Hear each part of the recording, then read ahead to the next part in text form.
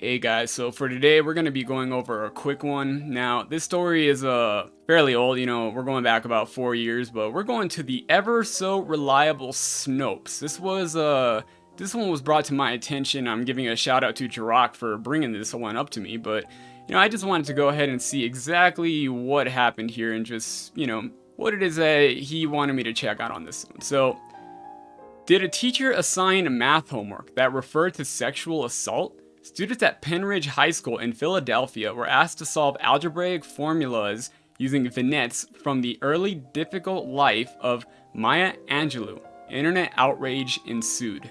So what happened exactly? I'm sure we could all just trust the oh so ever reliable Snopes to see what happened on this one. And to be honest on this one, I'm gonna go ahead and just trust Snopes on this one, because this one, after I read it, yeah, it turned out that some things were true.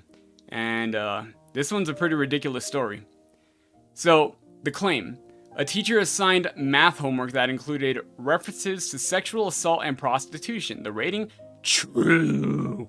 For Snopes to come out with something that doesn't make a school board look good and rate it as true, this must have been a pretty obvious one. I mean, there's no going around it. And as we continue forward, you will see that there is literally no way going about it. I mean, this story was absolutely ridiculous, and I'm a math tutor myself, so I'm gonna say that the references that they went ahead and put in this story, absolutely no reason to put it in there.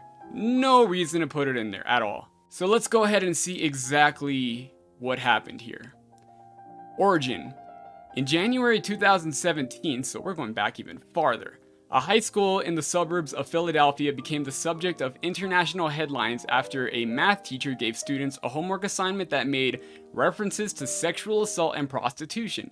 The algebra assignment required students to solve an equation in order to fill in the blanks in a series of multiple questions. Some of the questions related to the life of poet Maya Angelou, as outlined in her autobiography, I Know Why the Caged Bird Sings. The subject matter in two of the questions, taken well out of context, was what caused the controversy. Oh man, taken well out of context. I'm pretty sure if you were to go back to the book and see, you'd find that these facts are just kind of, straightforward, right in your face. Snopes, go ahead and try and say that they're taken out of context as much as you want. There's no reason any of these should be involved in algebra. So let's go ahead and check out these questions. So we got number 3. They give us a set of equations, y equals x plus 2 and 3x plus 6y equals 12. Angela was sexually abused by her mother's what? At age 8, which shaped her career choices and motivation for writing. Now, you solve the equation and you're gonna get your answer. Now, usually I'd figure you would just give the equations and you would go ahead and just give the answers, and that's about that. Now, I'm going to go ahead and put said, solving for the problem on screen right now. Now, I'm not going to explain this to any of you because none of you guys came here for a math lesson, but I mean, it'll definitely show exactly what I'm talking about. They give us another set of equations. X equals y minus 1 and y equals negative 4x plus 21. And then they give you the part that, again, like I said, why is it included? Why the fuck was this included? It makes no sense. So, trying to support her son as a single mother, she worked as a pimp, prostitute, and blank. And as you can see, again, they give us some answers here, and based off of your answer, you're supposed to come up with the correct one. Again, I'm going to go ahead and put the problem solved on the screen right now. That way you can see that, everything's done. Pause it if you want, do whatever the fuck you want. I mean, again, you guys did not come here for a math lesson. I guess that we found out that Angela was sexually abused by her mother's boyfriend at age 8, which shaped her career choices and motivation for writing.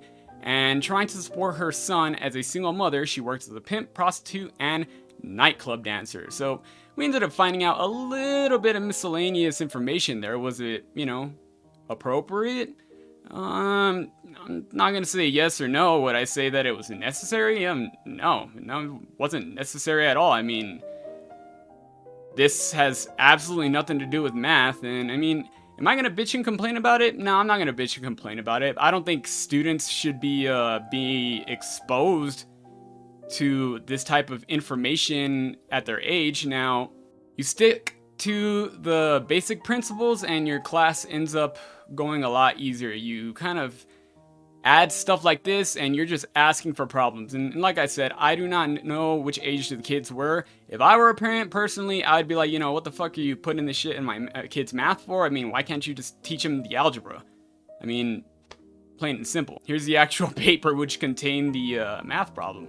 And who knows what else was in there, but I mean, like I said, is it anything that I find ridiculous? No, but as we can see, this was back in 2017, and just look at where we are in 2022. We have definitely seen that they are really, really, really pushing the sexual agenda in schools, and there is just all sorts of information that, you know, I'm not even gonna touch that they're putting in the schools nowadays.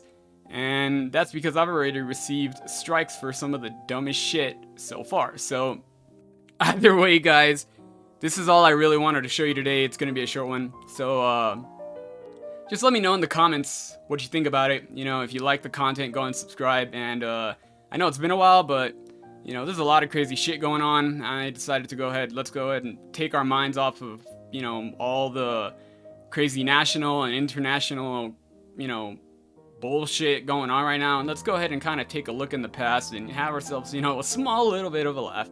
So, I'll see you guys later and have a good one.